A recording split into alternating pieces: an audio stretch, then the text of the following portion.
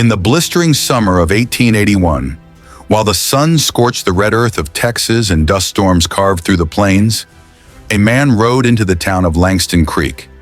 His name was Nat Love, but folks later called him Deadwood Dick. He wasn't just a cowboy, he was black, and in the Wild West that made all the difference. Nat Love was born a slave in Tennessee in 1854. By the time he turned 15, slavery had ended, but freedom came with a heavy price. The South was no place for a free black boy with dreams. So Nat left.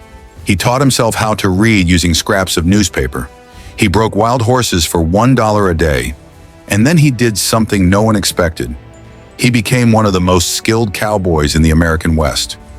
At just 22, Nat entered a roping and shooting contest in Deadwood, South Dakota, a town known for lawlessness and blood.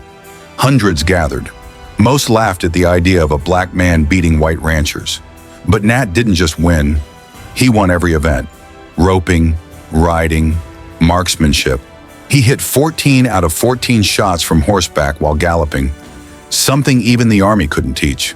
That day they gave him a nickname, Deadwood Dick, a title he carried with pride. But the most remarkable part of Nat's life wasn't his skills.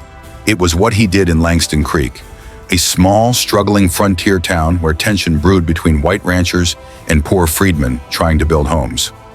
On August 19, 1881, a band of outlaws, calling themselves the Branded Vultures, rode into town. But the money that were armed, angry. They wanted to cleanse the town and take the land.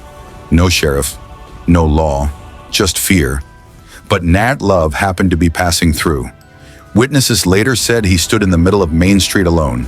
Facing 10 armed men, he simply said, "You got a choice. Turn back or get buried." They laughed until the shooting started. Within 30 seconds, 3 of them were on the ground.